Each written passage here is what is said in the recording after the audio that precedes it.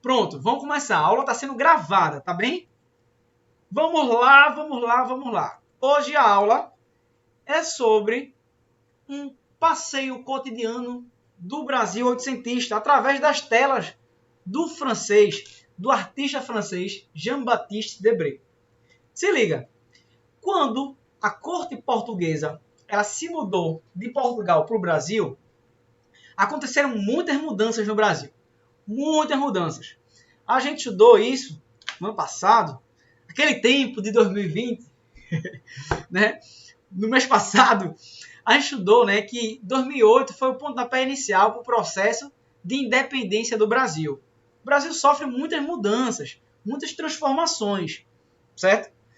E dentro dessas mudanças, gente, o príncipe regente, Dom João VI, ele convidou uma missão artística francesa para o Brasil.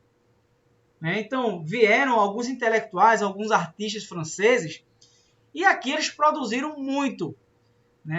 E a gente vai focar hoje em umas telas, em umas imagens de um desses artistas. Que a partir das telas deles, a gente vai observar muitos pontos da sociedade brasileira do ano 800, dos 1800, né? Do século XIX. Beleza? Então, ó, eu coloquei algumas imagens aqui e a gente vai ver uma por uma e vai analisando. Eu queria pedir a vocês participação, tá? Rayane está entrando agora. Vamos lá, tá? Então, olhando para essa imagem aqui, é uma imagem, para mim é uma imagem muito pesada essa imagem, né? É um homem branco, bem vestido, sendo carregado numa rede por dois escravos. Gente, a tela... E o que é que isso pode dizer para a gente sobre o Brasil oitocentista? O Brasil do século XIX. Vai lá, vamos pensar, vamos refletir. E aí, o que é que vocês acham? Que era um país com tradições escravocratas, eu acho que se fala assim. Era um país de contradições e era um país escravocrata. Você está me dizendo isso? De tradições escravocratas, sei lá como é Isso, que fala isso. é assim mesmo, tá certinho. Escravocrata. É um país de tradição escravocrata. Olha só que coisa linda, né? Que Tainá falou pra gente. Tradição escravocrata. Muito bem, Tainá, é isso mesmo, né? Então, veja só. Ô, Tainá, vê se não dá pra pensar assim. Não, ele deve estar doente, né? Deitado na rede e dois caras levando ele. Né? Mas a gente sabe que o Brasil teve na sua formação a escravidão. Né? Gente, tem uma historiadora que eu sigo ela no Instagram, que ela, adoro ela, né? Tem aqui 2 livros dela, né? O Espetáculo das Raças, e esse aqui é sobre o autoritarismo brasileiro. Ela chama-se Lilian Morris Schwartz. Ela é bem ativa no Instagram. O Instagram é muito ativa. E ela gosta de falar muito sobre política, eu gosto de acompanhar política, então eu sigo ela. E ela gravou um vídeo essa semana que ela disse assim, ó, história não é passado, história é presente. E no presente, analisamos as raízes que estão no passado. Olha só que legal. Então, assim, a história ela é presente. E a gente analisa o passado, que são as suas raízes. Percebe? Então, assim, analisar e entender esse Brasil, que Tainan falou pra gente, assim, de tradições escravocratas, é a gente se entender no presente também. História serve para isso, né? Pra gente se entender. No presente, não é no passado não, tá? O passado pelo passado não serve de nada. A gente tem que ir atrás das raízes, nossas raízes, raízes do nosso país, que estão no passado, e para isso que serve a história. Essa imagem diz muito sobre o Brasil. Um Brasil de fortes contradições. Um país de fortes diferenciações sociais. Olha só, gente. O cara sendo levado numa rede. Isso era comum nas cidades do Brasil. Ou numa rede, vai ter outra imagem aqui. Cadê? Deixa eu passar aqui rapidinho. Ó, né? Depois a gente fala sobre ela. Por escravo, né? Então, os escravos levando ele, isso era uma coisa normal no Brasil escravocrata, porque essa diferenciação étnica, racial, ela era forte. O Brasil, ele teve a escravidão legitimada, legalizada, por mais de 3 séculos. É muito tempo. Né? Então, assim, esse tempo todo construiu uma tradição, como o Tainan falou, construiu uma tradição escravocrata. As raízes escravocratas. E as folhas dessa árvore, dessa raiz que estava atrás, ela reflete até hoje, no presente. Tá, gente? Quando a gente tem, né, assim, essa contradição ainda, né, entre brancos e negros no Brasil, a gente está falando de contradições de um país que viveu a escravidão de maneira muito forte. Tá bem? Mas vamos lá, vamos analisar mais a imagem. Cadê vocês? Gente, estão me vendo aí? Peraí. Tô sim, professor. Desculpa, eu me perdi nas telas aqui, mas voltei agora. Vamos lá. Então, vamos lá. E é isso, né? Um funcionário público indo para o trabalho ali. Esse cara era um funcionário, né? Um alto funcionário. E essa outra imagem aqui mostra uma família fazendo uma refeição.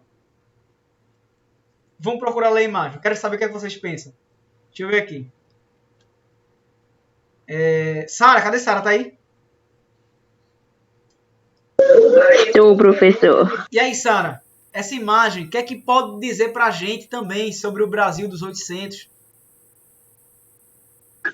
Foi como a Tainá tinha falado, né? Da tradição que tem do passado de escravidão, principalmente para os negros e tudo mais, que eram para ser servidos para as pessoas que eram brancas, que tinha alto nível e tudo mais. Né? Era uma sociedade de senhores e de escravos, né?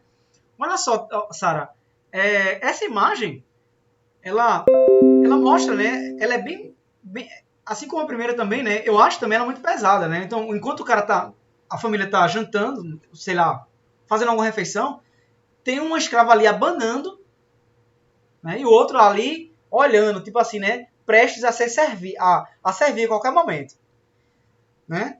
Isso marca muito essa distinção, né? Entre brancos e negros, entre essa sociedade escravocrata no Brasil. Mas, se você olhar essa imagem também, tem dois negros aqui, né?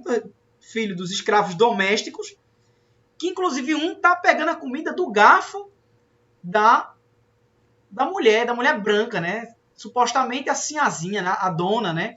A dona deles. Olha só que coisa pesada, né? A dona deles. Durante muito tempo, gente, se fez uma leitura de que a escravidão no Brasil, ela não tenha sido tão dura, porque a gente é muito miscigenado. Há quem use ainda esse argumento, né? Ah, não tem racismo no Brasil, não. Então, assim, os marcadores dessa diferenciação entre a gente é só a economia mesmo. Tem gente que tem pouco dinheiro e tem gente que tem mais dinheiro, né? A gente inclui assim, a população negra no samba, na cultura, mas quando a gente vai fazer esse marcador, eu tô falando hoje, né? Quando a gente vai fazer esse marcador e dizer assim, não, ó, existe um racismo estrutural no Brasil, né? Um racismo que está nas entranhas no Brasil. Aí, não tem racismo no Brasil, não. O Brasil é miscigenado. Até na época da escravidão, os escravos viviam na casa grande lá do seu senhor. Não tem essa escravidão, não. Né? Essa é uma leitura que os historiadores comprovaram que é mentirosa, né? Que não rola. Não dá pra gente pensar isso. Então, assim, durante muito tempo se acreditou que existia uma democracia racial no Brasil. Os negros frequentando a casa do branco, e todo mundo tranquilo, uma harmonia. Mas eu pergunto, onde está a harmonia racial? Onde um é coisa, porque o escravo, ser escravo era ser coisa de outra pessoa, ser propriedade de outra pessoa. Né? Não estou dizendo que os homens e as mulheres eram coisas, não. Mas na lógica escravocrata, Um era propriedade e o outro era o dono da propriedade. Não existe uma democracia racial enquanto existe um que é dono e o outro que é propriedade. A escravidão no Brasil, ela foi muito complexa. A gente vai ver que existem várias maneiras de ser escravo no Brasil. E isso que essa tela que a gente está mostrando aqui é o escravo doméstico. O escravo que geralmente se vestia melhor, tinha uma condição de vida melhor, se alimentava melhor, tinha uma relação direta com os seus senhores, mas nem por isso ele deixava de ser escravo.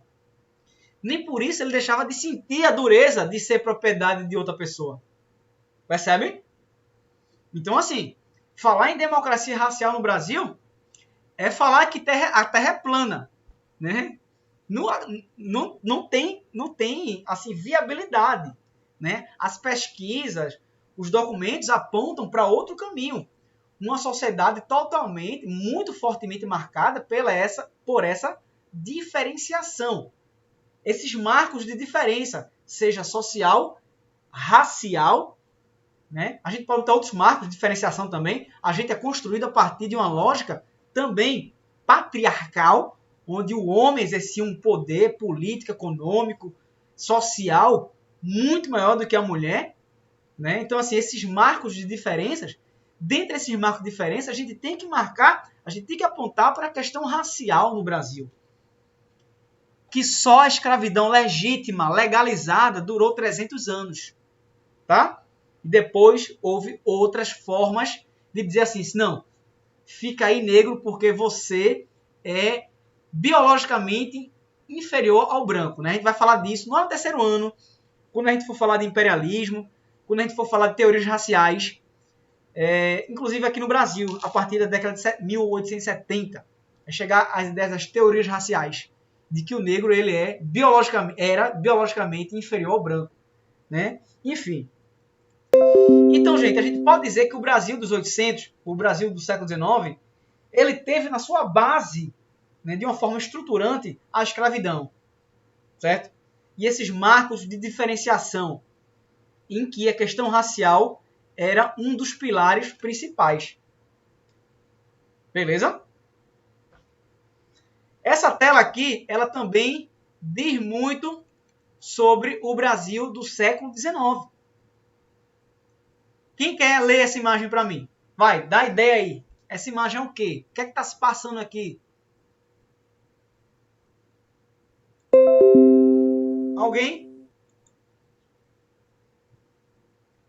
Bruna?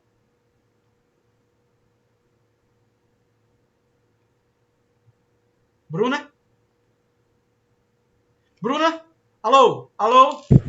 Tô aqui, professor. Meu celular tá travando. Ah, tá. Desculpa. Tá. Então, você poderia ler, Bruna, essa imagem pra gente? Aí, professor, sei lá. Eu tô vendo que lá atrás tem o negro sendo castigado. O daqui também, né? Uhum. Aí, sei lá, é pesada essa foto aí. Né? Olha Ai. só. Bruna foi logo pro segundo plano, né? Ela foi logo lá pra trás. Lá atrás. Na verdade, são dois negros sendo castigados, né? E em primeiro plano, ele tá num pau de arara. Essa forma aqui, bota esse pau aqui, prende, deixa numa posição bem vulnerável. E aí o castigo, né? Ao negro. Gente, poderia ser muitas formas. Poderia ser uma série de coisas, né? Ele poderia ter fugido, sido capturado. Poderia ter feito alguma coisa que o capataz não gostou e estava punindo ele, né? Enfim, a violência é uma coisa muito forte também da sociedade do século XIX, da sociedade escravocrata. A violência ainda é uma coisa muito forte, é uma coisa que permeia muito o nosso cotidiano, a nossa visão de mundo. Se ele não fizer isso, eu vou lá resolver isso. Né? A gente tem a violência como uma coisa muito natural no nosso cotidiano. Né? É bom, relapada, é bom, no instante se ajeita. No instante eu resolvo. Né? A gente, às vezes, fala de forma tão natural e não percebe o quanto é violento o nosso discurso. Muitas vezes, nossas atitudes, nossa forma de resolver o nosso dia a dia.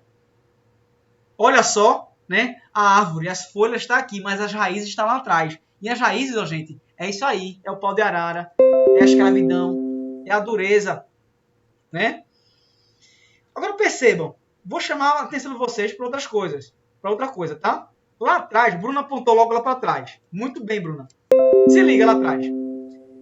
Tem também um negro sendo punido, né? Percebam que é outro negro que está chicoteando ele. Aí você pode dizer, professor, mas rapaz, como é que um negro vai chicotear outro negro? E, gente, e esse outro negro lá de trás, ele também é escravo. Professor, como é que o senhor sabe disso? Ele está descalço. Negro no século XIX, imagem de negro no século XIX, descalço, é escravo. Beleza? Era um dos símbolos, uma coisa simbólica, né? Se estava descalço é porque era escravo. Agora se liga. Imagina só, eu e Tainã, nós somos escravos, tá? Eu nunca ia fazer isso com Tainã. Nunca. Desculpa, tá, Tainã? Mas é um exemplo. Mas enfim. Relaxa, professor. Aí tá lá. A gente é escravo, né? Tá lá. A gente trabalha numa fazenda, num engenho de açúcar, de cana-de-açúcar. Aí, o dono da gente disse, Romerito, olha, Tainã fez uma coisa horrível, roubou o negócio lá na cozinha. Aí, vá lá e chicoteia ela. Olha pra aí. Aí eu vou, tenho que ir. Tem que ir, é ordem. Ou então, se eu quisesse me aproveitar da situação, eu sou, ô patrão, deixa comigo, ela vai receber a lição, senhor. Aí tu pode roubar do senhor, não. Tá? Eu ia ganhar mais moral com o cara. Então, a minha vida poderia melhorar por conta disso, percebe? Então, era uma coisa também natural. Era uma coisa assim, natural não, era uma coisa que existia, né, gente? Essa coisa do negro, né, que também castigava. Mas só que isso não é a lógica predominante, né? A lógica predominante era que o negro era escravo e que sentia o chicote, né? Sentia as punições e as amarguras de ser escravo no Brasil. Outra imagem. Essa imagem aqui é um pequeno engenho. O engenho é o nome dessa peça aqui, onde se tira o caldo da cana. E também se convencionou também a chamar engenho a propriedade inteira, onde planta a cana, onde colhe a cana, onde faz o açúcar, tá? O engenho Cangaça, que é em São Lourenço, né? O engenho era toda a propriedade e também o engenho era esse maquinário aqui. Que esse maquinário aqui é um maquinário pequeno, tá? Tinha engenhos maiores que essa força aqui que empurrava para moer aqui a cana era feita por bois. Botar 2 bois aqui ou mais de 2, porque não dava para o braço humano, né? Gente, eu vou chamar a atenção para essa imagem aqui para falar do trabalho braçal no Brasil. A gente está falando do trabalho braçal, a gente está falando do século XIX, então a gente vai se referir ao século XIX. Olha só, numa sociedade predominantemente escravocrata, o trabalho braçal ele ficou muito desvalorizado. E ele era um sinônimo de inferioridade. Certo? E olha só como a história é presente. Se liga. Gente, quem ganha mais? Qual o maior salário hoje, século XXI, no Brasil? Um gari ou uma veterinária? Um pedreiro, depende do pedreiro, né? Mas assim, a profissão, de forma geral, pedreiro ou um engenheiro? Logicamente, um engenheiro, né? Não é? Mas e o trabalho do pedreiro? Não é importante, não? Porque o engenheiro, às vezes, tem que ganhar... É muito mais importante, é muito mais braçal, requer mais esforço, mas o engenheiro que ganha mais, né? Eu também não entendo isso, não. Pois é. A história explica pra gente. Por quê? As nossas raízes, elas estão pautadas na escravidão. Quem fazia o trabalho braçal na escravidão eram os escravos, que nada recebiam. Quando eles foram libertos, o trabalho braçal, para continuar com essa diferenciação na sociedade, o trabalho braçal ele continuou sendo desvalorizado e coisa de gente pobre e muitas vezes coisas de gente negro, tá? Então não é normal a gente ter A classe trabalhadora, por exemplo, brasileira, vive muito mal. Imagina, gente, assim, vive mal no sentido assim de ganhar pouco. Deveria ganhar mais, né? Porque assim, a gente naturaliza muito isso, não é assim mesmo, não é assim. As coisas se construíram assim, por conta de raízes escravocratas, de raízes baseadas em diferenciações sociais fortes, né? Abismos de salários, de condições de vida.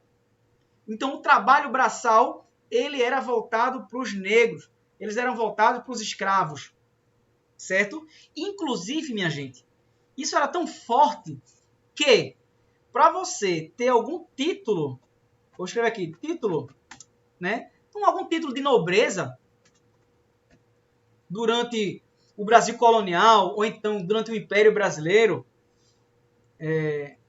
você tinha que dizer que ninguém na sua família, tinha que provar, ninguém na sua família ou gerações anteriores não tinham defeito mecânico.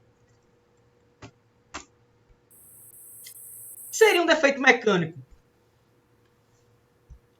Alguém tem alguma ideia?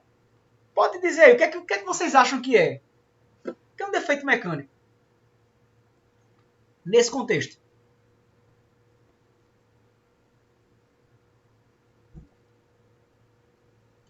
Nenhuma ideia? Nenhuma ideiazinha assim? De nada? Tá feito, John Grilo, né? Eu espremo. Eu tenho uma ideia, mas Mas fala, pode falar. não quero falar. Fala, filha. Não, vou nada. Então vou lá, tá? Vou dar 1, 2, 3. Alguém? Tiago? Arrisca aí, Tiago. Sei não, professor. Defeito de alguma peça. Alguma coisa é, né, Grazi? Vamos lá. Gente, defeito mecânico é o seguinte. Olha só. Se eu estou galgando um espaço mais nobre na sociedade e tal, quero ganhar algum título do Estado, né, que vai me dar essa diferenciação agora, né, por parte do Estado, eu tenho que provar que eu não tenho defeito mecânico na família. A primeira vez que eu escutei essa palavra, eu pensei defeito mecânico era tipo assim, um deficiente, né? Alguma limitação corporal. Mas olha só, nesse contexto, defeito mecânico era aquela pessoa que tinha familiares ou já tinha trabalhado de maneira braçal. Nenhum nobre poderia receber o título de nobreza se trabalhasse de maneira braçal. Ou se o pai dele, ou se o avô dele, ou se o tio dele fosse um sapateiro, fosse um vendedor ambulante. Percebe como esses marcos da diferenciação eles estão ligados à questão econômica, à questão política, mas também à questão racial. Certo? A quem é que era relegado o trabalho braçal? Ao negro escravo. Não é? Então, o defeito mecânico era isso. Tá? Então, ó, essa sociedade, os braços que moveram a sociedade brasileira, que movem a sociedade brasileira, Emicida, né, gravou um... Gente, assista o documentário de Emicida, minha gente, tá uma maravilha. Amar Elo. Tem Netflix. Tem uma hora que ele fala assim, ó, não tem uma grande obra nesse país que não tenha braços negros. Toda grande obra nesse país tem braços, tem participação negras. Né? Ele está falando disso, né? desse percurso histórico do Brasil. Amarelo, de Emicida. Assista, você vai gostar muito. É uma aula de história. Então, o trabalho braçal, ele era, numa sociedade escravocrata, ele era voltado para essas pessoas negras escravas. Aqui, essa imagem também que é bem polêmica. Gente, uma mulher sendo carregada por 2 escravos. Mulher bem vestida, sendo carregada. Mas olha a cor dela. Qual a cor dela, gente? Ela é branca? Ela é negra. Professor, como assim, professor? Tinha várias situações que poderia acontecer uma coisa dessa.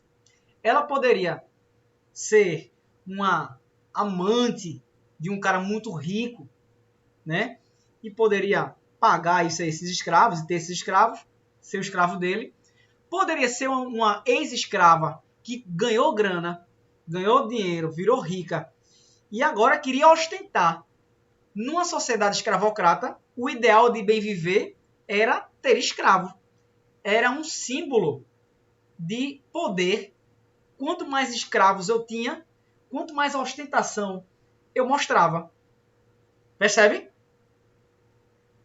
Então, ó, poderia ser uma mulher liberta ou, né, outras situações. Mas mais provável é que era isso, né? Uma mulher liberta que agora... Poderia ser por ter casado com um homem branco rico também. Poderia ser também.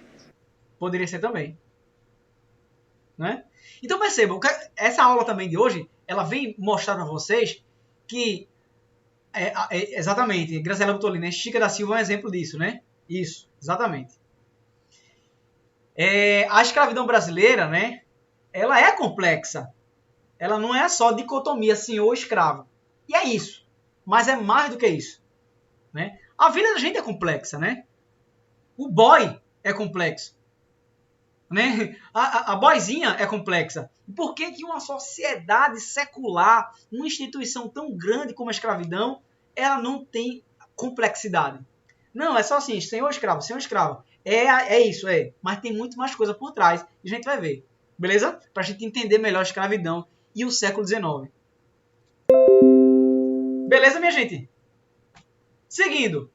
Essa imagem também mostra, né? Um cara negro, escravo, punindo o outro.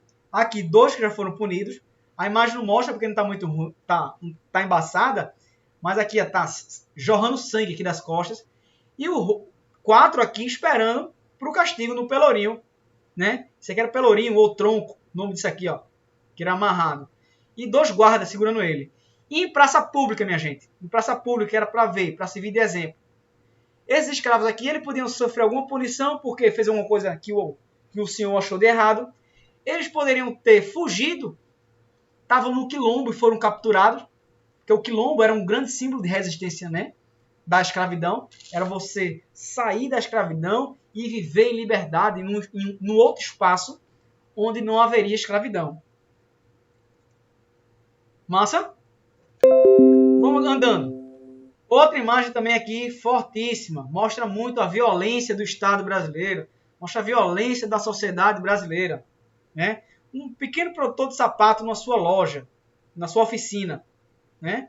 E ele aqui está punindo o escravo porque ele achou que o escravo fez uma coisa de errada. Né? A violência está na base da sociedade brasileira. E as nossas raízes, que estão lá no passado, ajudam a gente a evidenciar isso. Aqui mais do cotidiano. Né? Imagina só, quem anda aqui por Recife Antigo vê aqueles sobrados. Né? Então, era muito comum nas cidades ter muito escravo andando nas cidades. Aqui, gente, olha só, o coletor de impostos. Ele abrindo o guarda-chuva para a mulher jogar o dinheiro. Aqui o cara que trabalhava trocando gás. E aqui é um padre, né, que encontra, está ajudando, está pegando na mão de uma velha escrava. Aqui atrás, uma mulher que está indo comprar ou ajeitar alguma coisa de tecido, mas que atrás dela tem um escravo. Que é o escravo que acompanhava ela. É uma cena bem cotidiana, como essa cena aqui. Gente, esse escravo aqui, lá aquela imagem, né, da refeição, os escravos lá, o escravo doméstico, era uma forma de ser escravo no Brasil, né? Ser escravo doméstico. Esse escravo aí que está projetado agora para vocês, essa modalidade de escravo aí, é o escravo de ganho. Escravo de ganho. Se fosse vocês, anotavam isso aí, tá? O que é o escravo de ganho? Se liga. Imagina só que Thaís é minha escrava, tá? E aí eu produzo canetas. Thaís, é o seguinte. Você vai vender isso aí, tá? No final do dia eu quero o apurado que você vendeu. Thaís ia passar o dia aqui, ó, na cidade, vendendo. O dia, andando na cidade, vendendo. Era tipo o camelô da época, né? O ambulante. Ou ficava no lugar paradinho ou ficava circulando na cidade. Escravo de ganho. Era o escravo da cidade, o escravo citadino. Perceba. Era diferente do escravo doméstico. Escravo que circulava as cidades. Essa modalidade, né, gente, esse modo de ser escravo no Brasil, ele facilitava, por exemplo, né, resistência desses caras. Imagina só quantos escravos desses meteram o pé e fugiram para o quilombo. Imagina quantos escravos desses conseguiram. A caneta é R$5, mas ele vendia por 7. Chegava assim, ó, senhor, eu vendi, tá aqui. E aqueles R$2 ali ia guardando. E depois poderia negociar a sua alforria. Ou então contribuir para alguma irmandade. Uma irmandade é assim, alguns escravos se uniam, faziam uma caixa. Né? Tipo assim, juntava dinheiro. Aí quando tinha um dinheiro bom, aí libertava um, sorteava e libertava um. Forma de resistência escrava no Brasil. Percebe? Isso faz parte do nosso passado, né? Os negros, eles foram, assim, se tornar escravo era se tornar propriedade, né? Mas houve muita resistência dessas pessoas, desses homens, dessas mulheres. Resistências em diversas frentes. Né? Tem um historiador aqui em Pernambuco que ele fala que aqui em Recife tinha alguns escravos que fugiam dos engenhos, ia para Olinda, calçava um sapato, ficava por lá e disse, não, eu sou livre. Né? Comprava um documento para fingir que era uma carta de alforria, uma forma de resistência. Percebe? Ó, onde há poder, há resistência. É assim e sempre vai ser. O poder era forte, né, da sociedade escravocrata, mas também houve muitas formas de resistir dentro dessa malha de poder da escravidão. Beleza? Então, escravo de ganho. Eu já vi isso cair no SSA, tá, gente? SSA 2. Perguntar o que é escravo de ganho e tal. Tem escravo de ganho, também tem escravo de aluguel. Imagina só que Thaís é a minha escrava. Aí Sara fala pra mim, professor Romerito, o senhor tem uma escravinha massa aí, né? Eu tenho. Ó, me aluga ela. Aí eu tome, é 500 conto por mês. É minha escrava, eu tô alugando ela para ela fazer outro serviço. Aí Sara poder botar ela para fazer o trabalho que ela quisesse. Massa? Sou muito barata. Né? É muito barato. Cara, professor. A escola preguiçosa e tá muito caro. Tá barato, não tá? Só faz dormir, Thaís. Aí tu quer o quê? 1 milhão por Oxe, Ai, meu Deus. Já ouviu aquela música, né? Não é o caso de Thaís, né? Quer dizer, Thaís é branquinha, né? Assim, falando desse tema da escravidão, né? De barato e tal. A carne mais barata no mercado é a carne negra. Né?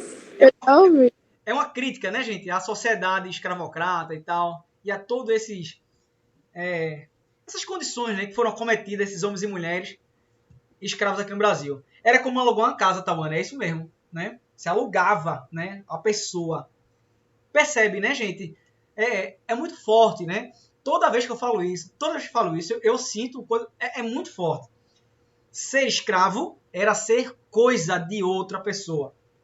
Você tinha cavalo, você tinha uma charrete e você tinha escravo, né? Então, a escravidão era isso. É muito cruel a escravidão. Foi muito cruel a escravidão. E a escravidão no Brasil ela foi extremamente violenta, extremamente cruel. Caminhando. Mais escravos de ganho. Perambulando na rua. E essa aqui tá calçada. Opa! Essa aqui tá calçada. Provavelmente é uma mulher livre. Assim como essa aqui. Mas ó, aqui atrás não. Nem aqui também. Lá atrás. Então, não tem uma vez, gente, que eu vou pro Recife Antigo e não imagino, né? O ir e vir dos escravos de ganho. Porque as cidades, elas eram repletas de escravos de ganho. O cotidiano das cidades. Se liga, Charles Darwin, ele veio ao Brasil uma vez, no século XIX. E ele disse que nunca mais queria pôr os pés numa sociedade escravocrata. Que ele disse que onde passava tinha escravos, tinha violência, e as cidades brasileiras, ela fedia. Porque a ideia, né, de urbanização, sanitarização do século XIX, né, não era lá essas coisas. Então, Charles Darwin ele percebeu, né, toda essa violência que é a sociedade escravocrata e escreveu isso no seu diário de bordo. Diário de viagem. Tá aqui, né, uma imagem que é muito pesada, né? Independentemente de quem está sentado lá dentro, você sair desse jeito numa carruagem carregada por 2 homens, né? Então, quanto é que vale a vida dessas pessoas? Né? Enfim, aqui, chegada à missa, tá aqui chegando, entrando na igreja, perceba aqui que um escrava carregando uma menina branca no braço e outra criança negra também, provavelmente filha dela. Aqui um escravinho de ganho. Vamos passar. Essa aqui é boa. Olha essa imagem, gente. Agora eu quero escutar vocês. Essa imagem de cima, o que seria isso aí?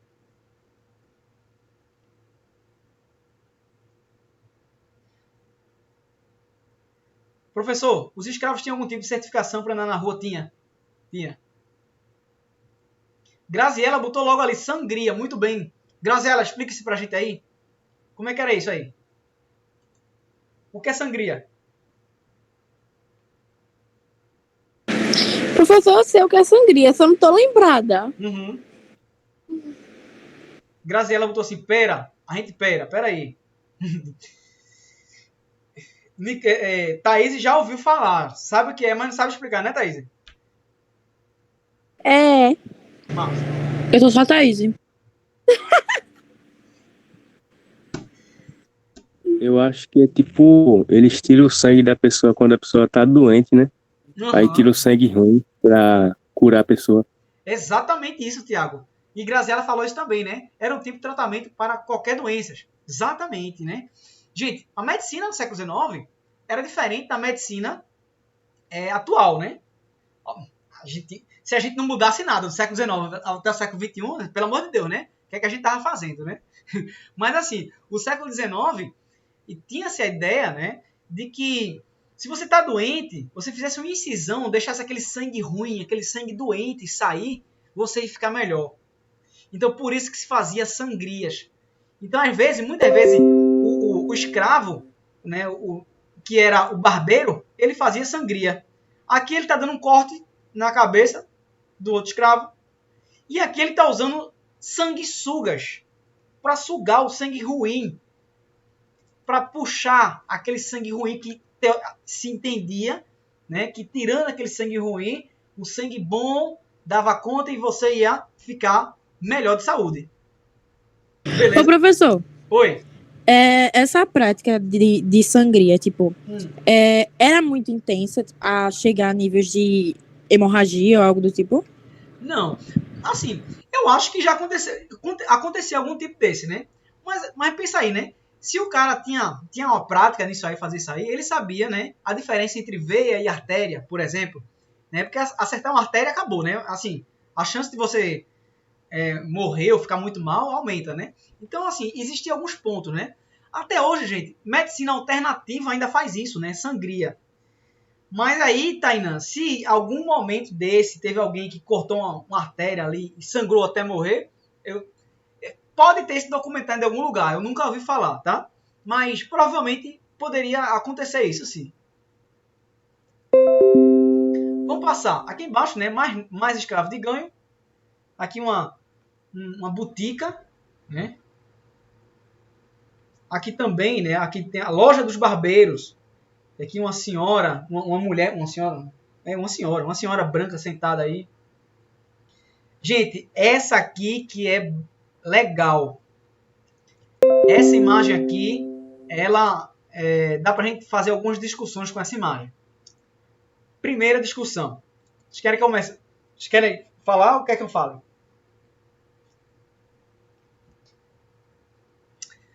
Vou falar então. É um tipo de casamento arranjado? É um casamento. Na igreja, por um padre branco, uma igreja católica. Aí, gente, aqui poderia ser. Tem que olhar a descrição. Mas poderia ser. Assim, eu tô falando isso porque eu já li algumas coisas, né? Sobre o Brasil escravocrata. O que é que pode estar acontecendo aqui? Percebam. Ou são homens e mulheres livres, casando. E aqui, né? Padrinho e madrinha. Esse é escravo. Tá descalço, tá vendo? Ou são homens e mulheres livres. Ou então, O senhor deles, eles tinham muita proximidade com o senhor, tinham uma relação boa, eram escravos domésticos, que tinham uma boa relação. Essa aqui poderia até ser ama de leite do filho do senhor. E o senhor concedeu a ele esse direito de casar dessa forma na igreja. Poderia acontecer isso. Era regra, professor? Era não, mas poderia. Então, pode ser isso, né? Ou pode ser escravos que têm essa proximidade com o seu proprietário, ou pode ser homens e mulheres negras livres. Beleza? Outro aspecto, e esse agora é o talvez o mais importante dessa imagem, tá vendo debaixo dos pés dessas pessoas tem uns quadradinhos, né? O que é isso? Cerâmica, é? Sabe o que são isso, gente? São túmulos. São jazigos, são túmulos. Gente, a ideia... O que é um cemitério? É um lugar onde a gente vai enterrar os mortos. Certo? O cemitério, ele surge no Brasil no século XIX. Até o século XIX não tinha cemitério no Brasil.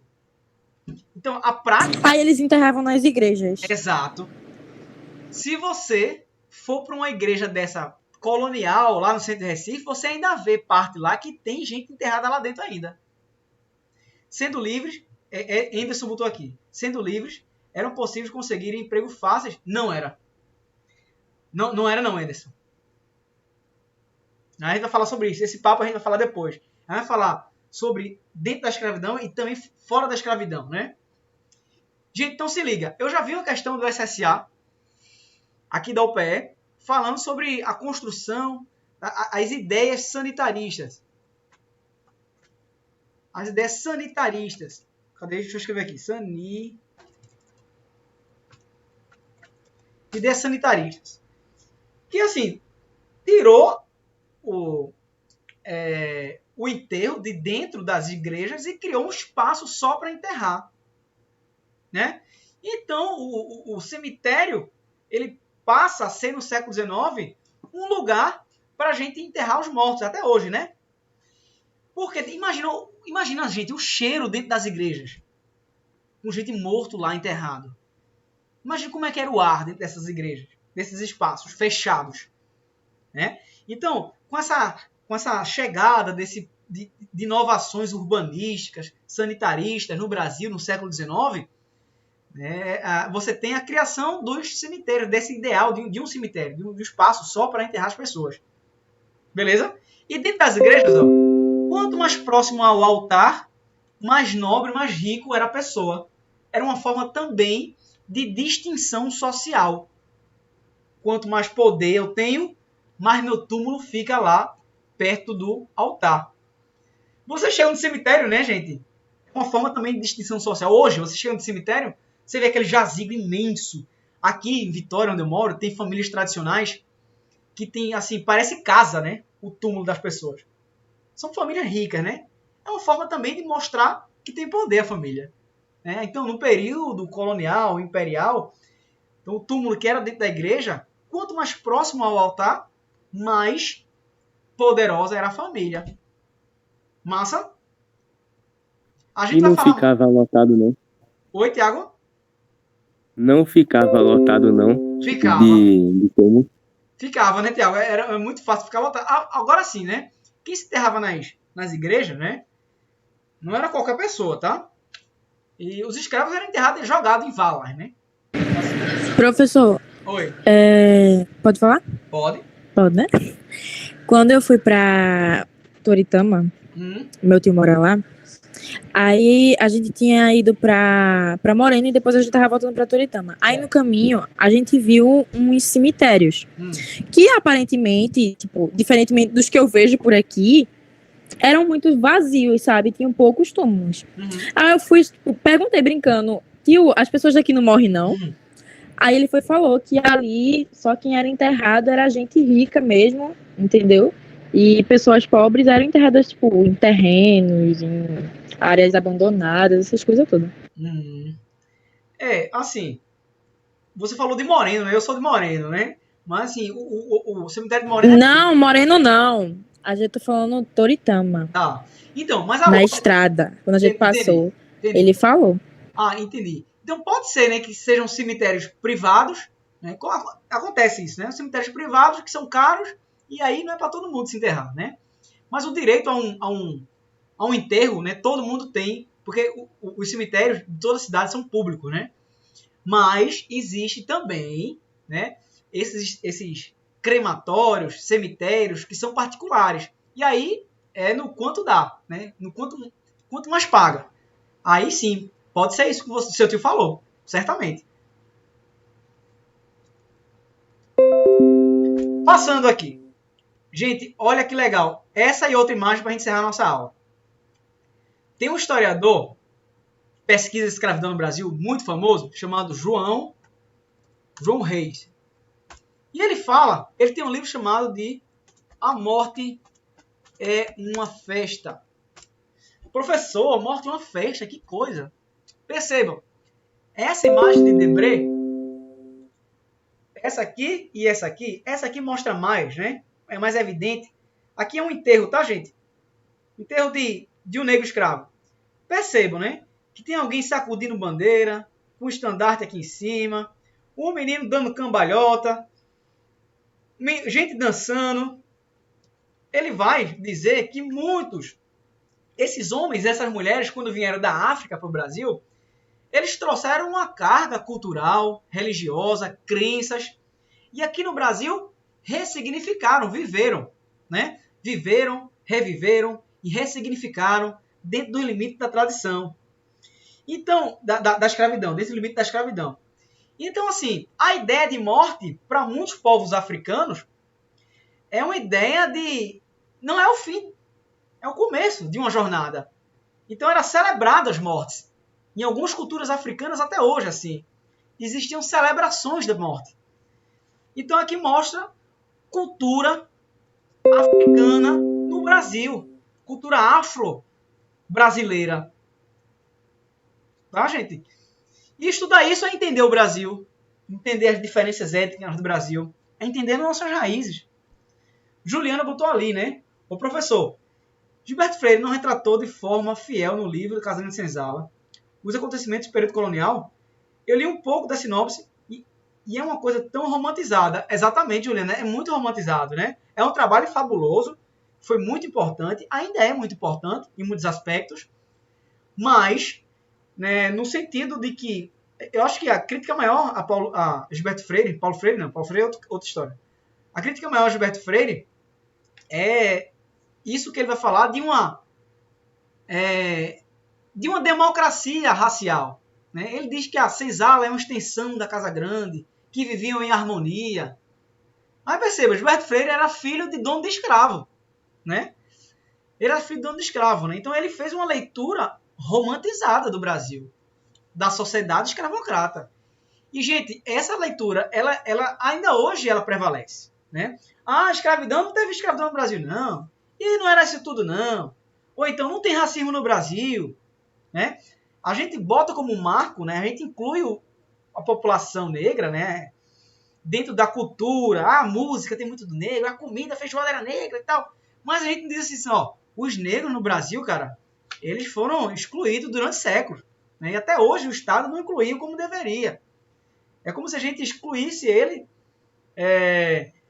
desse marco, né, da sociedade, dessa divisão socioeconômica da sociedade, né, e incluísse no que na coisa da mestiçagem. O Brasil é mestiço, pô, tem escravidão não, é todo mundo moreno. Né? Esses discursos que não tem uma criticidade no olhar, tá, gente? Juliana também botou ali, né? Fez a leitura dentro da bolha dele. Gilberto Freire, exatamente. Fez a leitura dentro da bolha dele. E Tawane botou assim, né? Para algumas pessoas a morte era a libertação, era. Né? Para alguns era. E para a gente encerrar essa aula de hoje, vamos falar sobre essa imagem aqui. Essa imagem de baixo. Coroação de reis escravos no Brasil. Professor, pelo amor de Deus, como assim? Escravos que eram reis? Como assim? Gente, quando o pessoal, homens e mulheres, milhões, vieram da África para o Brasil, eles vieram de regiões muito diferentes, né? De culturas muito diferentes. E aí, muitas culturas tinham coroação de reis lá na África. Aqui no Brasil, esses escravos eles faziam encenação da coroação dos reis africanos no Brasil. E as autoridades e os donos permitiam isso, era uma forma de divertimento deles, sabe? Então, essas encenações de coroação, hoje, resultou, né? Ela ainda existe. Ela está no maracatu. O maracatu é isso, a encenação da coroação de reis africanos. Tinha toda a corte ali, o rei, a rainha, o caboclo de lança defendendo na frente, a calunga representando a ancestralidade, os ancestrais, e a corte vai fazer aquele desfile, certo? Vai fazer o desfile. E isso está lá atrás, nas raízes escravocratas. Maracatu é sinônimo de resistência negra. O afoxé, o batuque africano, é sinônimo de resistência negra escrava no Brasil. No século XIX, existia a encenação de coroação de rei no Brasil. Certo? Aí, alguém botou ali, Graziela botou ali, tem um cachorro fazendo xixi na mesa. Uma observação aleatória, né? Eu não acho que ele tá fazendo xixi, não. Ele tá passando, mulher, de lado aqui. Né? Mas, enfim. Beleza, gente? Então, essa aula foi esse passeio no Brasil dos 800, com um enfoque maior na escravidão e na vida dos africanos no Brasil. Beleza? Vocês querem falar alguma coisa? Querem perguntar? Querem acrescentar? E aí?